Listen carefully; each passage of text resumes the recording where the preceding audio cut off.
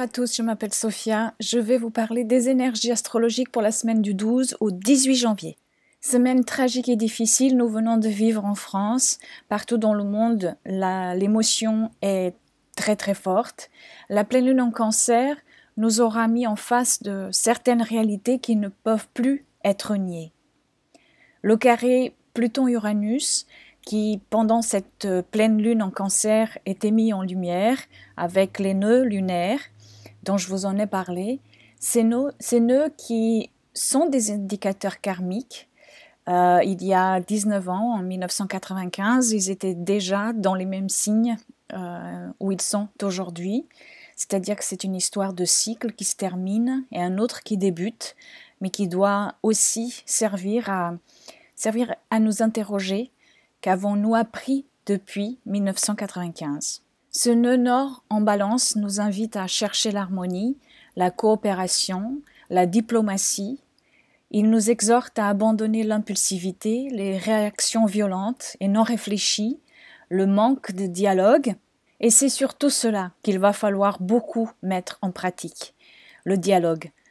Il faut que les personnes puissent s'exprimer avec des mots, que la tête se vide et que le cœur se remplisse. Le nœud nord en balance, c'est le dialogue. Nous avons besoin de beaucoup parler. On ne parle plus, on s'excite, on juge. Il faut parler et écouter. C'est ce qui symbolise aussi ce nœud nord en balance. Saturne est maintenant, depuis le mois dernier, dans le signe du Sagittaire. Et puisque l'ouverture à la nouvelle conscience a été faite avec ce carré Uranus-Pluton, qui se terminera mi-mars, c'est-à-dire on n'aura plus cet aspect au degré près, mais les énergies de ces planètes qui sont des planètes lentes, qui prennent leur temps, restent encore actives pendant encore plusieurs mois. Le relais est maintenant passé à Saturne. Dès son entrée en Sagittaire, il va très bientôt rencontrer Neptune par un carré, c'est-à-dire un aspect de tension, qui se manifeste et demande une action. La mise en face de la réalité est à l'œuvre. Neptune, c'est le no limite. Tout est possible. Le Sagittaire et le Poisson, où est Neptune en ce moment, sont deux signes très reliés au spirituel, car ce sont des signes qui nous permettent de contacter ce qui nous dépasse, ce qui n'est pas tangible, par l'expérimentation avec le Sagittaire et par la fusion avec le Poisson. Saturne, cette planète qui, avant de nous construire, nous met en face à des épreuves, à des tests et à des restrictions, est maintenant dans ce signe, le Sagittaire, régi par l'autre planète interpersonnelle, Jupiter. Les planètes interpersonnelles, pour rappel, ce sont les planètes qui nous placent dans la société. Saturne va y rester jusqu'en 2017. Je vous invite d'ailleurs à écouter, si vous le souhaitez, la vidéo que j'avais faite concernant cette entrée de Saturne en Sagittaire. Je vous mettrai le lien par ici. Saturne ici, avec l'énergie jupitérienne du Sagittaire, va devoir structurer, construire, refaire la colonne vertébrale d'une société à la dérive. Les lois, l'éducation, l'étranger, la philosophie, la spiritualité, la religion, tous ces sujets sont du domaine du Sagittaire. Rechercher le sens de la vie est du domaine du Sagittaire. La tradition, la restriction, la limitation, mais aussi la structuration, la construction, la sagesse, vivre dans la vérité, tout ceci est très saturnien. Il faut s'attendre à ce que les années à venir soient des années qui vont changer et structurer les valeurs sociétales. La société va chercher à redéfinir ses valeurs. Dans quel sens? Ça, c'est à l'humanité d'en décider. Les énergies sont celles-là. À l'humanité ensuite d'utiliser son libre arbitre, car c'est toujours l'humanité qui finit par modeler l'énergie dans laquelle elle baigne. C'est à chacun de nous d'élever les consciences et de ne jamais utiliser les mêmes méthodes avec lesquelles la destruction s'est faite. Pluton nous dit cela, il nous rappelle cela, ne pas revenir en arrière. Ce qui est rasé doit renaître autrement, pas de la même façon. Pluton, c'est la métamorphose. Quand le dialogue avec Neptune se fera, l'énergie est déjà là, mais pas encore complètement exacte, cet aspect qui demande une solution, une action, ce sera à nous de donner la direction à ce qui nous sera proposé. Neptune est en Poisson, c'est un signe qui ne connaît pas de limite, et Saturne, c'est la limite même. Avec Neptune, on est parfois dans le rêve, dans un monde un peu peut-être imaginaire, et puis arrive Saturne qui nous confronte à la réalité, qui nous réveille. Mais le signe du Poisson et Neptune nous parlent aussi de compassion, d'altruisme, de spiritualité, de solidarité. Ils nous permettent de rêver à un monde meilleur. Poisson et Neptune sont aussi l'empathie. C'est le langage du cœur et c'est tout cela qu'il ne faut pas oublier aujourd'hui.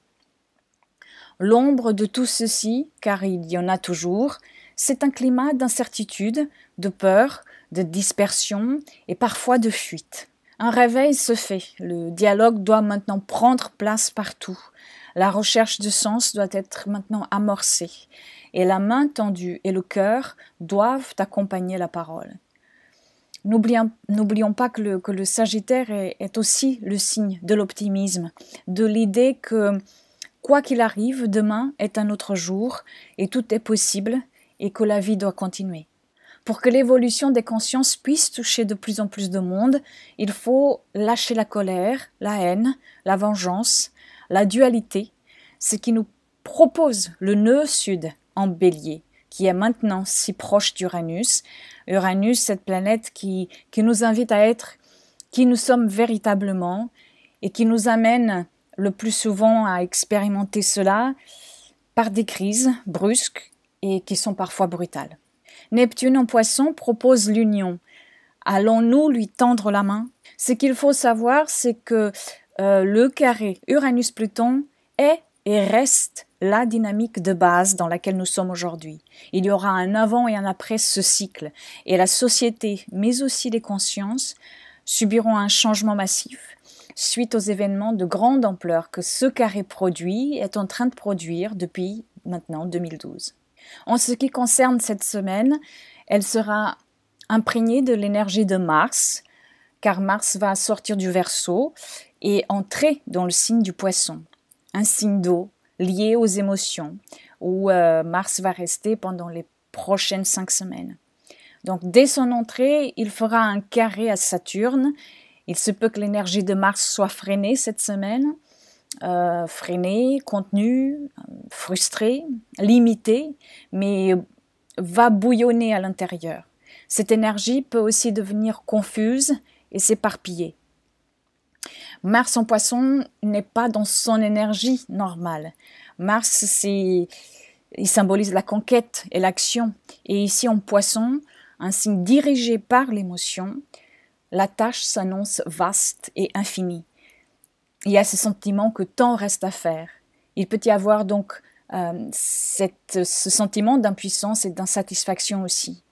Avec le carré à Saturne, l'envie de reconstruire est là, mais ne peut pas se mettre en place car elle rencontre des obstacles.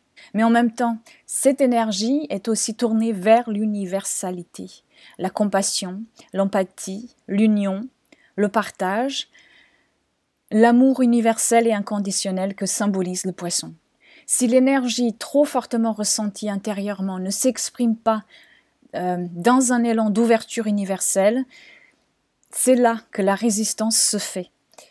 Mars, pour les 5 prochaines semaines, va venir nous proposer cela, de contacter et d'aller à la conquête de notre être intérieur et de nous questionner sur ce que nous traversons et que pouvons-nous faire pour aller vers l'autre et non pas nous séparer de l'autre, car cela serait tout le contraire de l'énergie de fusion et union qui propose le signe du Poisson. Voilà, cette vidéo est maintenant terminée. Je vous remercie de l'avoir regardée et puis je vous souhaite une très belle semaine et je vous dis à la semaine prochaine.